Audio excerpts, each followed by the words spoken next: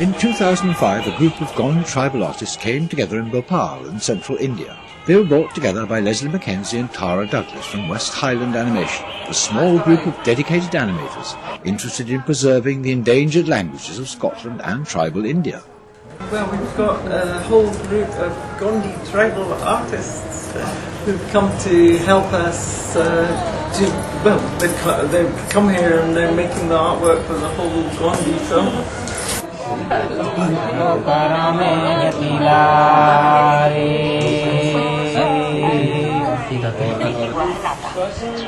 They were bringing to life the vanishing folk stories from Scotland to tribal India. 5 months earlier, they had travelled across India's Central Highlands, gathering the ancient stories and studying the art forms of these Aboriginal people. Venkat is a leader amongst this new generation of Pardhan Gonds. Bards, minstrels, painters and traditional performers with mythical stories of these underprivileged people. The younger generation have left their remote villages, trying to use their traditional skills to make a new living, selling their art to the growing middle-class elite of India's cities. Well, it's such lovely, bright, vivid colours and also the patterning that they do is really nice. It would fit in well by with cell cut-out animation. It would probably work very well.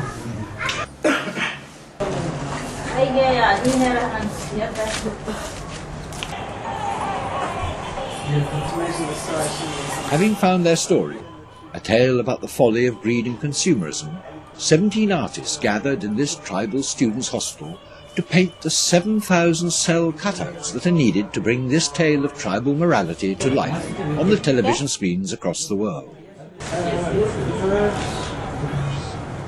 This art form was started by the Pardhan Gond women as a way of decorating the walls of their houses with designs that captured the folk tales which make up their traditional way of life and their relationship with the spirits that dominate the natural world in which they have survived for centuries.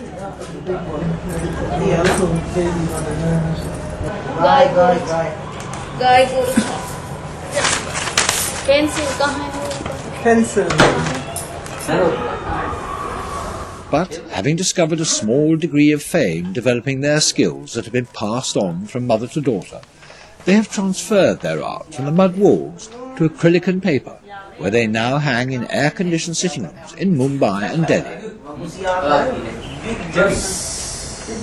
And I've come back here with a great big pile of drawings, and basically there's been between 10 and 15 artists here every day, and they're just working through it.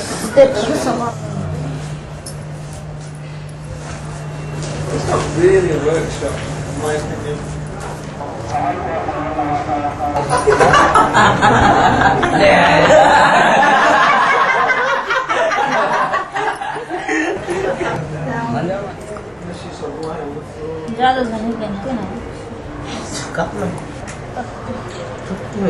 We'd taken the Gondi story and then we'd storyboarded it out and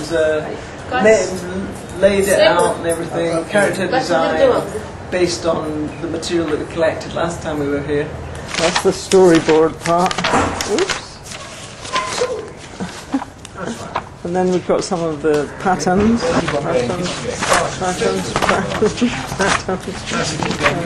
Birds, more birds, here, trees. Well, there was two places we looked for them. One was Bhopal, where there's a museum and everything, and also there's a whole group of artists that have come out from the rural areas, because this is the only way they can make a living, by being based here in Bhopal in the town. And then we went up to Patanga, and so in both places we collected paintings. We saw as many paintings as we could. And we found, then we were like, which do we prefer, or what do we really like out of this artwork, and what's good for children, and then when we came back, we collected it.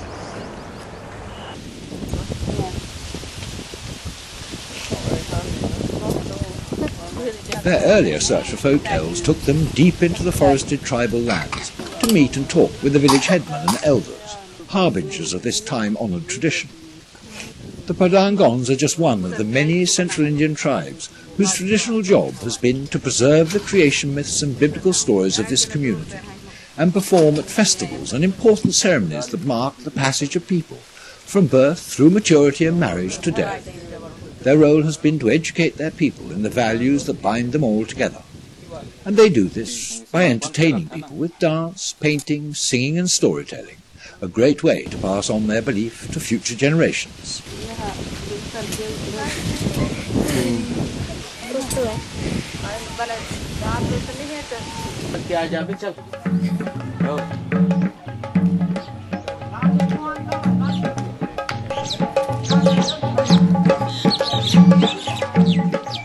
Under the holy tree at the centre of the village, the great tree of life that dominates many of their paintings, Leslie discovers the gentle beauty of this artistic way of life.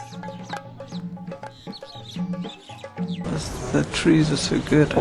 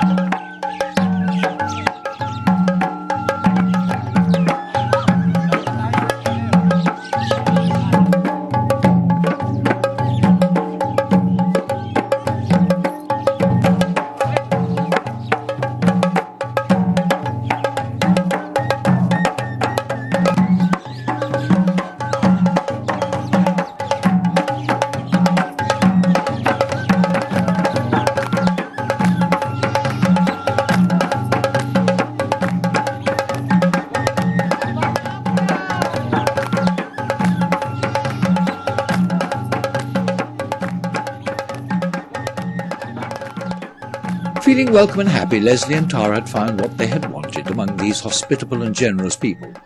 The thought of foreigners wanting to transmit their traditions to the Western world, just as they have taught it to their own children, filled them with pride and a sense of their own worth in a rapidly changing world. What's your problems? How are you finding stories? What's happened about this? Well, we're still looking. I mean, our main problem is trying to find stories that haven't been modernised, Hinduized, and but we got a couple good ones yesterday. So back in Bhopal, the busy capital of Madhya Pradesh, they set off by rickshaw to find the house of Anand Singh, son of one of the greatest Gond artists.